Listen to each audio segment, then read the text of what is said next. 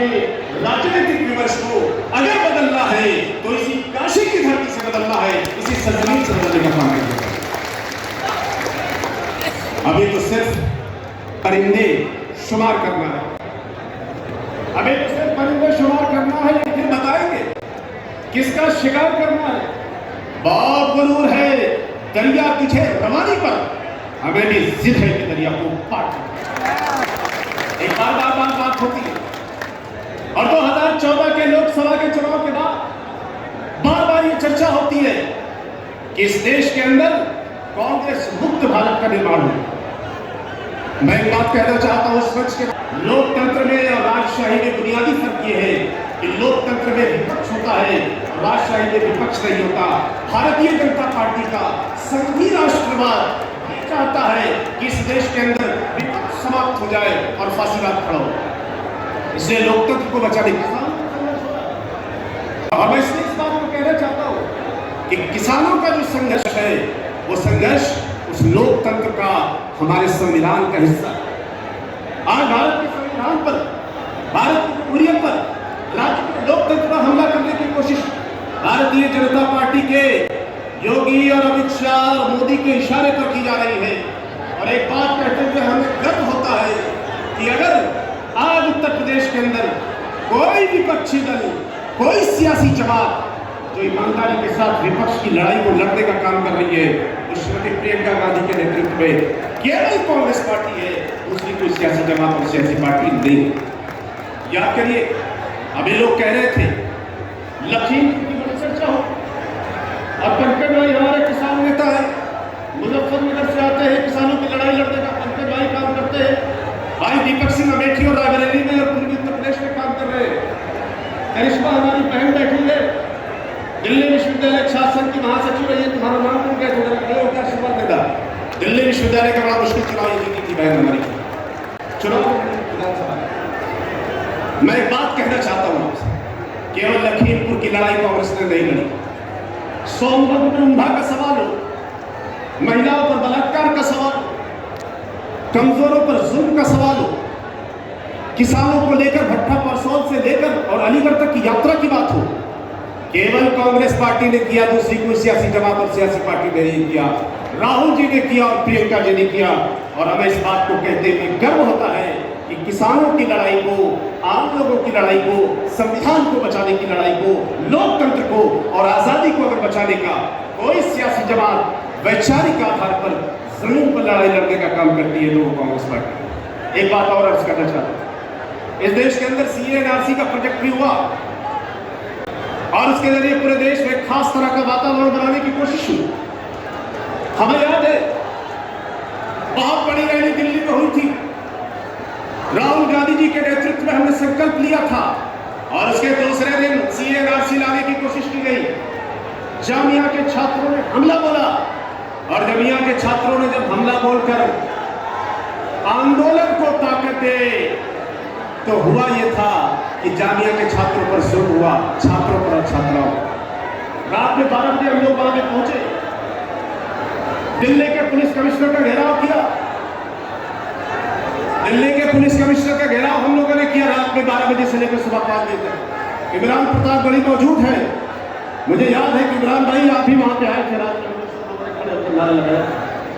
CA/NRC के खिलाफ और NPR के खिलाफ पूरे देश के अंदर अगर किसी ने लड़ाई लड़ी तो कांग्रेस पार्टी ने लड़ाई लड़ी, किसी ने लड़ाई लड़े तो प्रियंका झुकी है कि सजदा हो जाए अखिलेश यादव, रस्म ताज़ीम रस्म हो जाए, इतना मत झुकिए कि सजदा हो जाए। जिनको दस्तार मिली है उनको सर भी मिल जाए तो अच्छा। एक अंतिम बात कहकर बात को समाप्त करें। सवाल इस बात का है कि उत्तर प्रदेश में क्या होगा। 2022 का विधानसभा का चुनाव सर पर खड़ा है। मुश्किल का चुनाव जब हो रहा था तो उस वक्त भी ये बात हुई थी कि गठबंधन होना चाहिए, गठबंधन नहीं होना चाहिए। राहुल जी ने फैसला किया कि अटेंडेंस पूरी तरह से जारी, कुर्सियां खाली है का, बड़ी संख्या में बीच में साथी आए, युवा साथी है, युवक कांग्रेस के साथी। मैं आपके जज्बे को, आपके जोश को बहुत सलाम करता हूं और मैं उम्मीद करता हूं कि आप सब लोग संगठन के साथी है, पीछे कुर्सियां खाली है। अभी तो जितने लोग अंदर आएंगे इसके कई गुना ज्यादा लोग बाहर आएंगे। हजार लोग, लाखों की संख्या में अलग अलग जनपदों से हजारों लोग आएंगे और लाखों की संख्या में यहाँ पहुंचेंगे। तो मैं उम्मीद करता हूं कि हम लोग 2022 के विधानसभा के चुनाव में श्रीमती सोनिया गांधी जी के आशीर्वाद से, श्री राहुल गांधी जी और श्रीमती प्रियंका गांधी जी के नेतृत्व में इस राज्य के अंदर एक नई ताकत बनने का। नकवी साहब भी आ गए। 2009 के चुनाव की चर्चा की थी, ये भी चुनाव जीतकर 2009 के लोग लखीमपुर जिसकी बहुत चर्चा हो रही है, नकवी साहब उसी क्षेत्र से सांसद रहे। आपके बेटे वहां से विधायक के चुनाव लड़ते हैं, इनके लिए भी ताली तो बनती है लखीमपुर संघर्ष के लिए जाना। तो मैं इन्हीं बातों के साथ सब लोग संघर्ष के लिए तैयार हैं। आगे पीछे ये हमारे कल्चरल टीम के साथ ही हमारे सरदार भाई लोग बोले सोनिहाल, बोले सोनिहाल। तो दोनों हाथ उठा के सब लोग आगे पीछे, माए बहने समर्थन का ऐलान कर दो प्रियंका जी के साथ।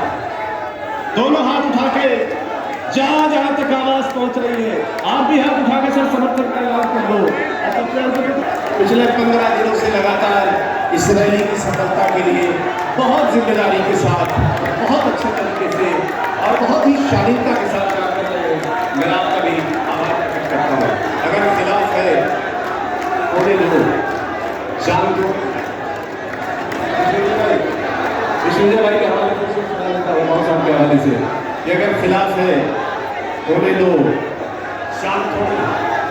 अगर खिलाफ है होने दो, जान थोड़ी है। ये सब धुआं है, कोई आसमान थोड़ी है। जो आज साहिबे मस्कत है, कल नहीं होंगे। क्या कार है, जाति मकान थोड़ी है। और धन्यवाद। जय हिंद। अपने नेता का होल्डिंग दिखा के उसको टिकट दिलवा दूंगा, उसको अपने दिमाग से रैंप में निकाल देनी चाहिए। आज मौका है अनुशासन का, आज मौका है कांग्रेस की ताकत दिखाने का, आज मौका है किसानों को न्याय दिलाने का। मेरा सबसे अनुरोध है, जो हमारा साथी खड़ा है वो जाए और उसको जहां जगह मिल रही है कुर्सी के ऊपर बैठ जाए। और अगर हमें इतना अनुशासन नहीं है तो हम संगठन के सिपाही नहीं हो सकते। मैं चुनाव के साथियों से भी कहूंगा, इतनी देर से आप लोग खड़े हैं, लोगों के व्यू के अंदर आप बाधा बन रहे हैं। मेरा अनुरोध है, जो लोग ये जो हरीश मिश्रा जी हैं बनारस वाले बाबा, आपसे अनुरोध है कृपया पीछे के लोगों को डिस्टर्ब न करें। चले बैठे, आपको बहुत बहुत स्वागत है, आपका बंधन है। अपना स्थान ग्रहण करिए भैया। ये जो पीछे के साथी खड़े हैं हरीश बाबा, चलिए बाबा हरीश जी ले चलिए बैठाइए। स्थान पीछे के साथियों को दिक्कत ना हो। गैलरी में जो साथी खड़े हैं उनसे अनुरोध है कि कृपया स्थान अपना ग्रहण करें। पीछे हमारे बहुत सारे साथी दूसरे जिलों से आए हैं, उनको बैठने के लिए जगह दीजिए। एक ये आपका घर। प्रियंका जी संघर्ष करें, प्रियंका जी संघर्ष करें, प्रियंका गांधी जिंदाबाद, प्रियंका जी संघर्ष करें, प्रियंका जी संघर्ष करें। कांग्रेस पार्टी जिंदाबाद, प्रियंका गांधी जिंदाबाद, कांग्रेस पार्टी प्रियंका गांधी। प्रियंका गांधी जी हमारे बीच में आ चुकी है। चंद सेकंडों में आपके सामने मंच पर आ जाएगी।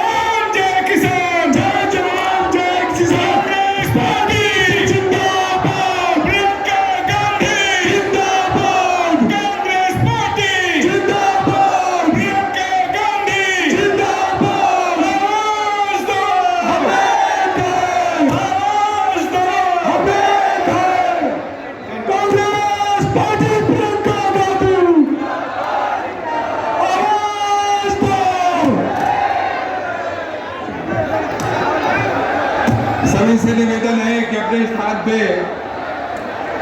बैठ जाए। एक बार जोरदार तालियों के साथ प्रियंका गांधी जी का हम स्वागत, अभिनंदन, सभी कार्यकर्ताओं का संदेश, उनका स्वागत अभिनंदन तालियों के माध्यम से हम प्रियंका जी तक हम पहुंचाए। हम सब लोग बहुत सारे साथी रास्तों में है, इससे दुगने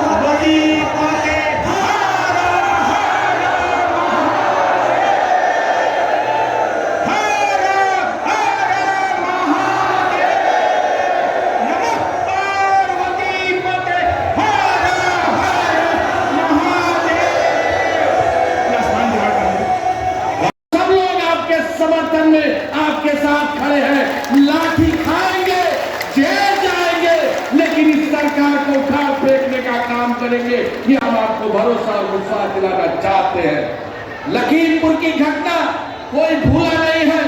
जिस तरह किसानों को गाड़ी के नीचे कुचलकर मारने का काम गृह राज्य मंत्री के बेटे ने किया है, जिस तरह किसानों की निर्मम हत्या की गई है, पूरा देश शर्मसार है। आज देश के अंदर क्रोध है।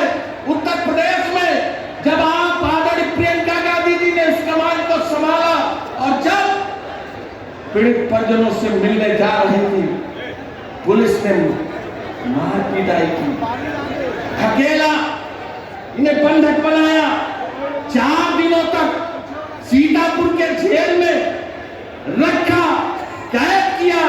हम आपके बीच में कहना चाहते हैं, ऐ पूर्वांचल के वासियों, सूर्य हमेशा पूरब से उदय होता है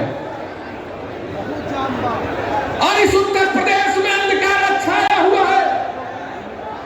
आदरणीय प्रियंका गांधी जी ने संकल्प लिया है, उन्होंने कहा है, ललकारा है इस सरकार को, ऐ पूर्वांचल के लोगों, ऐ पूर्वांचल की माताओं बहनों, ऐ पूर्वांचल के नौजवान मित्रों, ऐ पूर्वांचल के किसान भाइयों, आदरणीय प्रियंका जी ने ललकारा है और आप सबको अपना सहयोग और समर्थन देते हुए आदरणीय प्रियंका गांधी जी के साथ संघर्ष की बेला में तैयार होकर आगे बढ़ना है और ये संकल्प लेना है, चाहे कुछ भी परिणाम हो जाए, चाहे जितना भी सरकार जुल्म जाति अन्याय अत्याचार कर ले, जो आपने अलग जगाया है इस प्रदेश में, जो उजाला लाने का मन में संकल्प लिया है, सूरज पूरब से उगता है। इस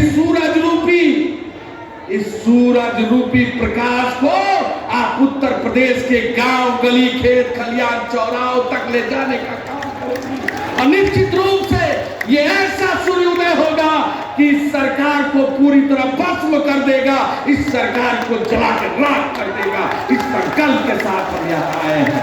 हम आपको 4 घटनाएं छोटी छोटी सुनाना चाहते हैं, इसी तरह होगा।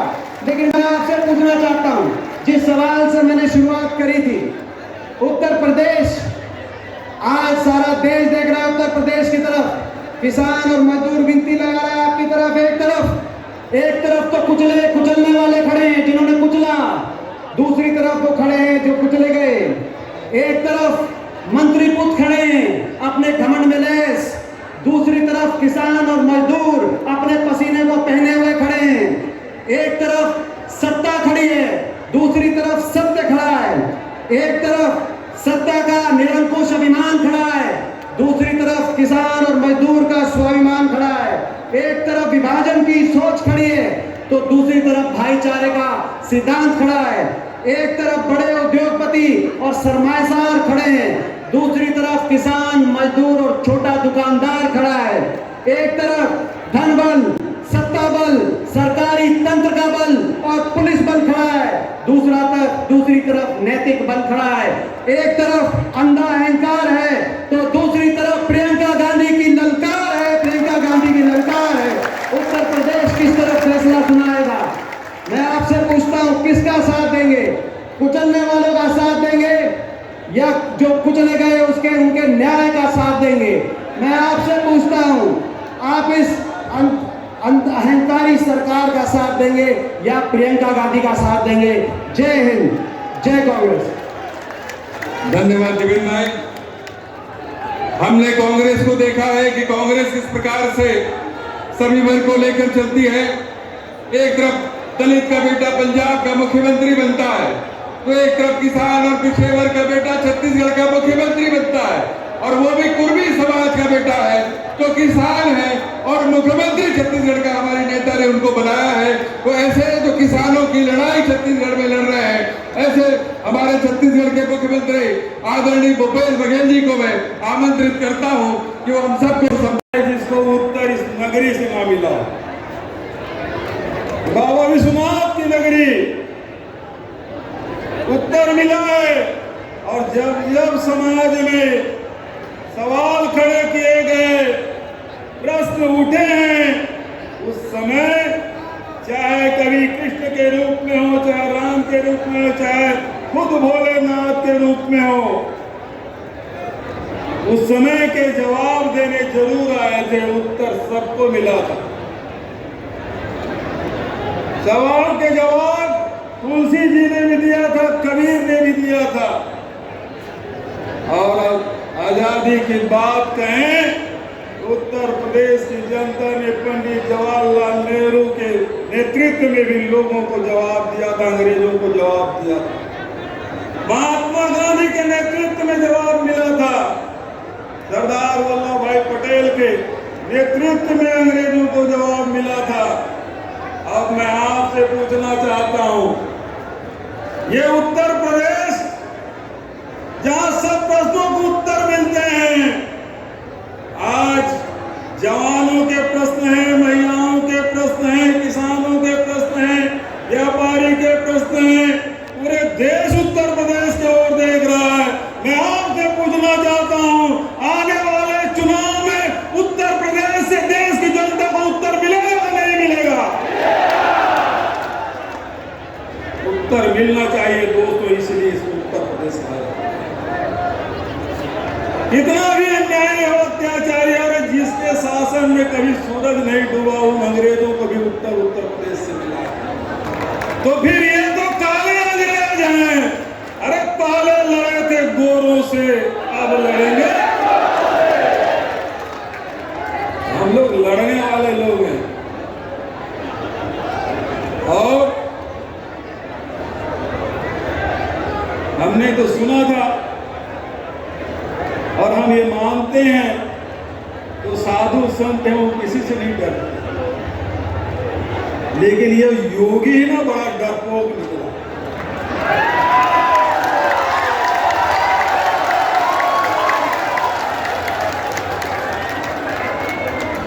ये योगी है, बड़ा डरपोक निकला।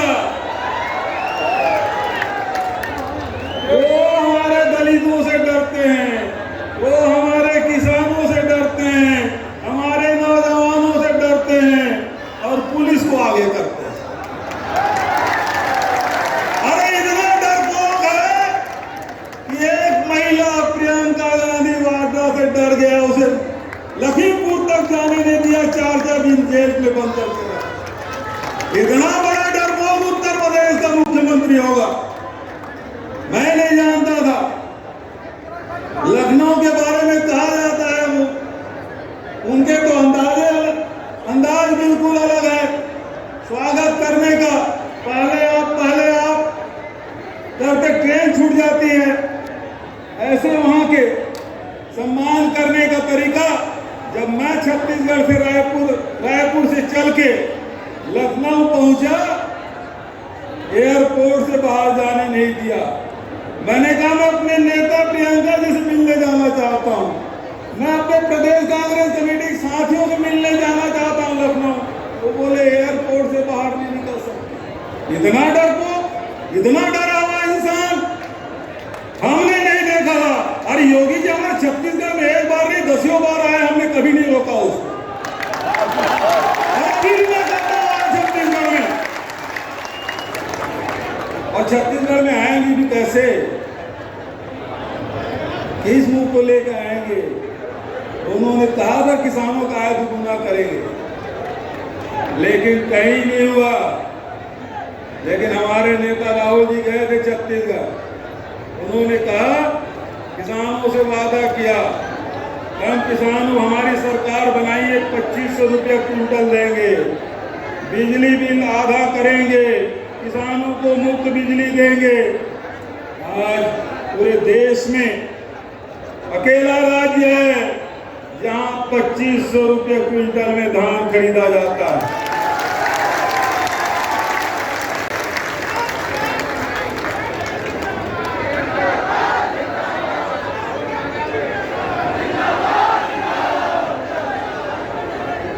ये लोग केवल जुमलेबाजी करते हैं, किसानों के हित नहीं करते। हम रोड़ा लगाया गया कि आप यदि समर्थन मूल्य से 1 रुपया भी ज्यादा देंगे तो आपका चावल नहीं खरीदा जाएगा। हमने अभी 9,000 रुपया प्रति एकड़ 22 लाख किसानों को हम दे रहे हैं। 2500 से ज्यादा 2540 रुपये प्रति क्विंटल पड़ा। मैं आपसे पूछना चाहता हूं, जब छत्तीसगढ़ में 2500 रुपये में खरीदा जा सकता है तो फिर उत्तर प्रदेश में क्यों नहीं खरीदा जा सकता? खरीदी होनी चाहिए कि नहीं होना चाहिए? मैं किसान भाइयों को कहना चाहता हूं, जब कांग्रेस की सरकार छत्तीसगढ़ में 2500 रुपये में धान खरीदी कर सकते हैं तो उत्तर प्रदेश में भी प्रियंका गांधी के नेतृत्व में सरकार बनाई है, यहां भी धान की कीमत 2500 रुपया होगी।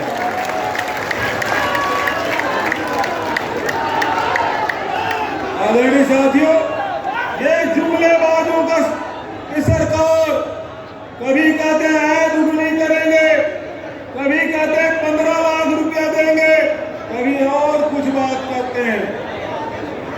आदरणीय साथियों, ये केवल धर्म के नाम से लड़वाना जानते हैं। जो लड़वाते जानते हैं, ये गुरु उन्होंने अंग्रेजों से सीखा, वोट डालो राज करो। और ये उस समय से लड़ाई चली आ रही है। एक तरफ अंग्रेज के मानने वाले, दूसरा महात्मा गांधी के मानने वाले। एक लाइन महात्मा गांधी का, दूसरा लाइन अंग्रेजों का।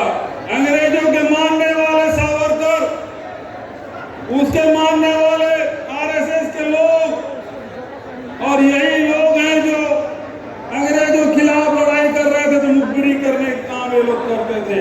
और दूसरे तरफ महात्मा गांधी ने किसानों की लड़ाई लड़ी, नेहरू जी ने किसानों की लड़ाई लड़ी, पटेल जी ने किसानों की लड़ाई लड़ते हुए देश की आजादी दिलाई। एक लाइन अंग्रेजों की है, दूसरे लाइन कांग्रेस और गांधी की है। वो भी है। उस समय भी मुंशीगंज में 13 लोगों को ढूंढा था अंग्रेजों ने, और लखीमपुर में भी 8 लोगों को गाड़ी से रौंदा गया। ये उस मानसिकता के हैं जो उसका विरोध करे गोली से भून देंगे, ट्रक चढ़ा देंगे, गाड़ी से रौंद देंगे। लेकिन हम लोग गांधी के मानने वाले अहिंसक लोग, लेकिन अन्याय अत्याचार के विरोध करना हम जानते हैं। और आपने देखा तो किस प्रकार से सोनभद्र में आदिवासियों के खिलाफ लड़ाई लड़ी, अत्याचार हुआ, प्रियंका जी को वहां गिरफ्तारी देना पड़ा। किस प्रकार से आपने देखा हाथरस की लड़ाई, अनुसूचित जाति की बेटी के हक की लड़ाई प्रियंका जी ने लड़ाई लड़ी। और किस प्रकार से लखीमपुर की बात, जो किसानों की लड़ाई पूरे देश में लड़ी जा रही है, उत्तर प्रदेश के पुलिस को छकाते हुए रात 11 बजे लखनऊ एयरपोर्ट से निकल के 4 बजे उसकी गिरफ्तारी हुई। छकाने का काम प्रियंका जी अनुसूचित जाति और दलितों की लड़ाई हो, चाहे वो किसानों की लड़ाई हो, चाहे वो महिलाओं की लड़ाई हो, वो लड़ाई लड़ने वाले कोई एक व्यक्ति का नाम है। तो आप लोग बताएं कौन है? आवाज नहीं आ रही है मुझे, पीछे भी आवाज आना चाहिए। वो लड़ाई लड़ने वाला शख्स कौन?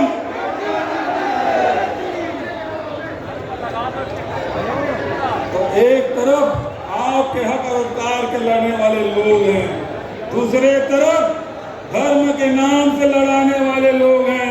गौ माता की जयकारा करते हैं, लेकिन उत्तर प्रदेश के सड़कों में, उत्तर प्रदेश के गांव के गलियों में किस प्रकार से गौ माता खुले में घूम रही है, उसे आप सब देख रहे हैं। गौ माता की कभी सेवा नहीं किए, लेकिन उसके नाम से वोट जरूर मांगेंगे।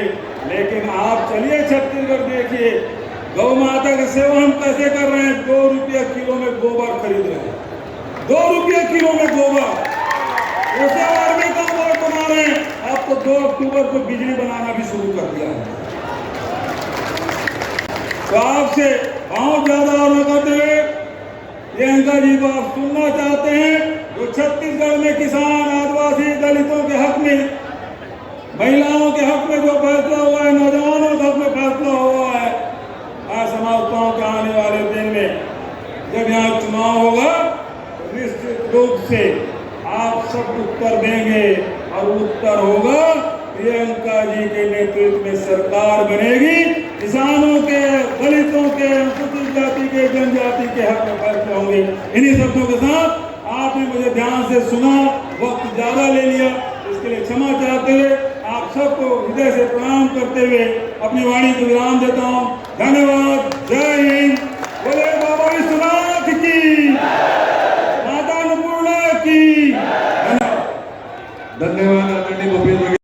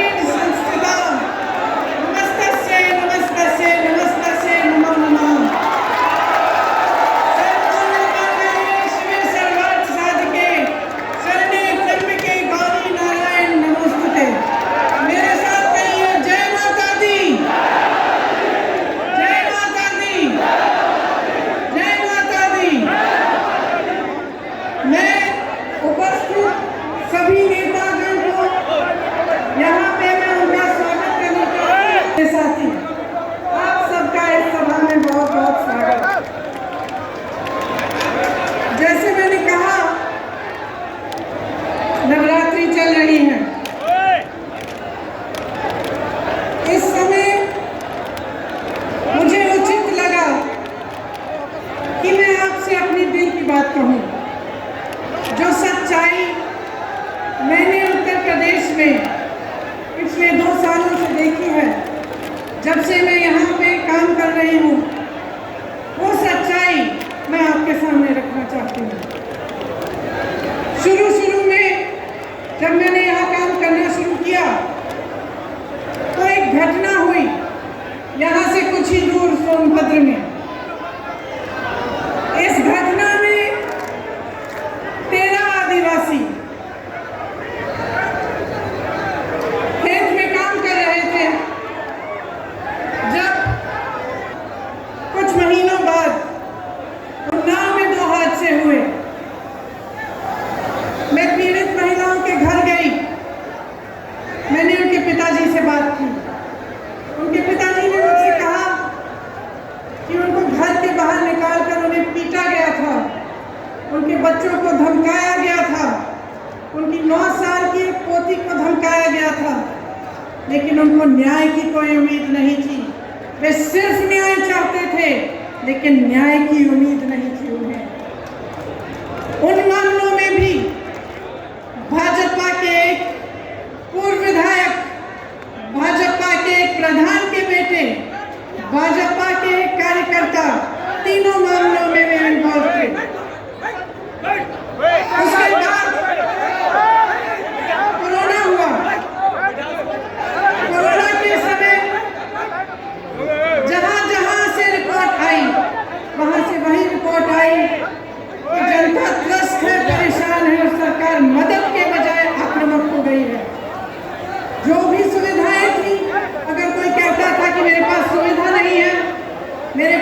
ऑक्सीजन नहीं है, कोई अस्पताल ने कह दिया कि ऑक्सीजन खत्म हो रहा है, तो सरकार उन पर आक्रमण कर रही थी। उनको न्याय की उम्मीद नहीं थी, उनको ये उम्मीद नहीं थी कि ये सरकार संकट के समय उनकी मदद करेगी। उसके बाद हाथरस का हादसा हुआ, जिसमें आप सबने देखा कि सरकार ने अपराधियों पर आक्रमण नहीं किया, सरकार ने अपराधियों को नहीं रोका, सरकार ने परिवार के सदस्यों को रोकने में लगी थी। जब मैंने रात में वहां जाने की कोशिश की, तब हर सड़क पे पुलिस थी, मुझे रोकने की कोशिश की, तमाम पुलिस के घेरे थे, नाकाबंदियां थी। जो परिवार है, पीड़ित परिवार है, उनके घरों में उन्हें नजरबंद किया गया, लेकिन अपराधी को पकड़ने के लिए एक भी पुलिस वाला नहीं निकला। अपराधी के घर में उन्होंने निमंत्रण भेजा कि आप आकर हमसे बात करिए। आपने किसी भी देश में, दुनिया के किसी भी देश में या इस देश के इतिहास में आपने कभी ऐसा देखा है कि एक आदमी 6 किसानों को कुचल दे, 6 लोगों की हत्या कर दे और उसको पुलिस निमंत्रण दे रही है कि आइए हमसे बात करिए? आपने कहीं ये देखा है? बताइए। कभी भी इस देश और इस दुनिया के इतिहास में ऐसा नहीं हुआ होगा। यहाँ के मुख्यमंत्री मंच पे बैठे हुए उस मंत्री का बचाव कर रहे हैं जिसके बेटे ने ऐसा काम किया है। जो प्रधानमंत्री लखनऊ आ सकते थे प्रदर्शन को देखने के लिए, है किसान का बेटा हमारी सीमाओं पर खड़ा है। आज भी ये किसान के बेटे हैं जो हमारी सुरक्षा कर रहे हैं, हमारी सीमाओं पे इस देश की आजादी को निर्भर रख रहे हैं। ये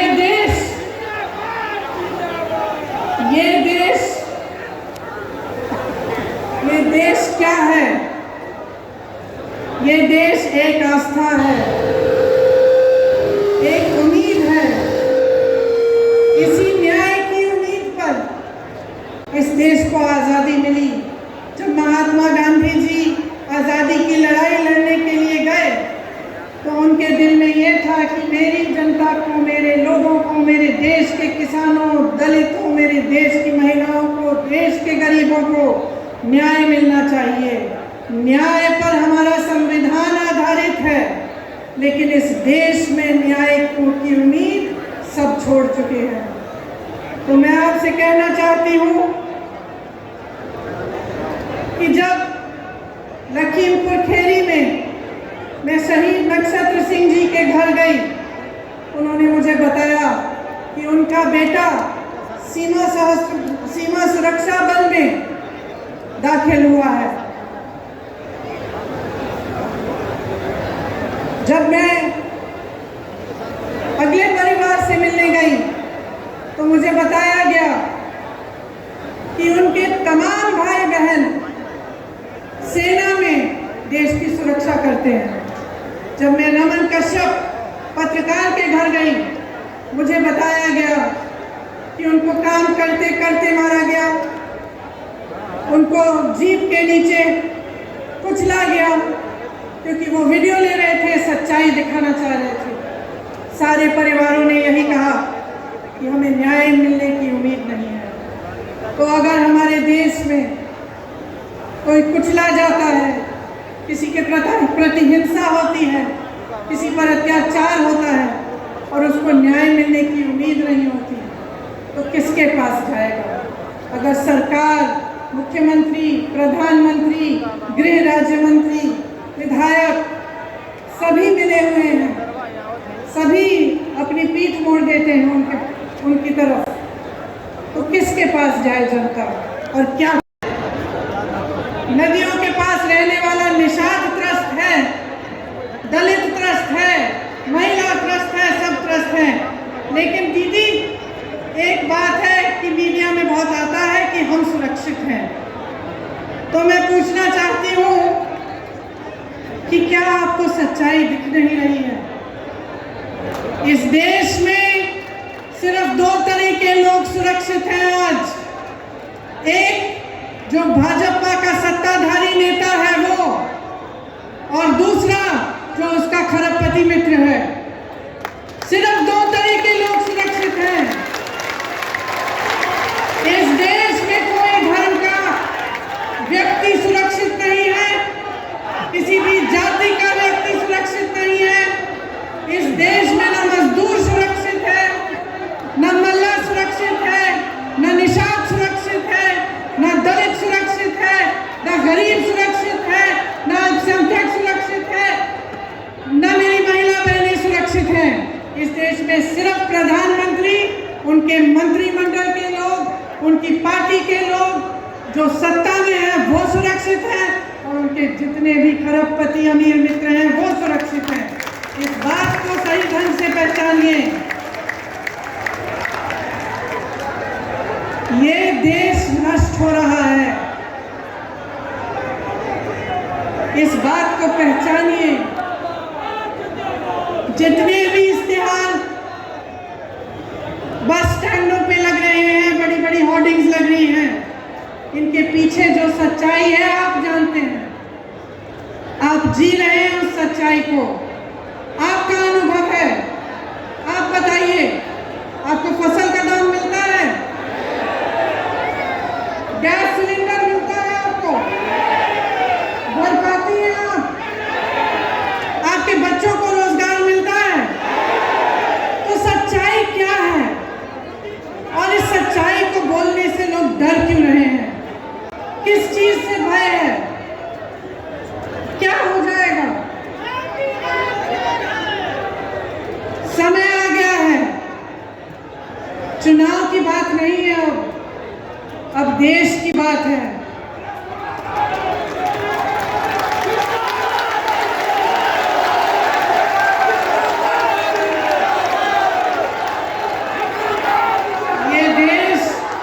ये देश भाजपा के पदाधिकारियों, उनके मंत्रियों, उनके प्रधानमंत्रियों की जागीर नहीं है।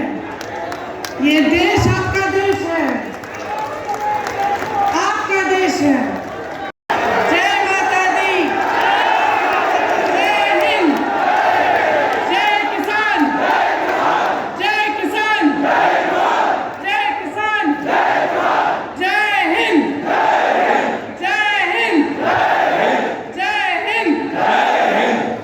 लड़ेंगे। चाहता हूं कि मुझे वो माहौल भी मिल जाए तो मैं थोड़ा सा बेहतर से सुना सकूं।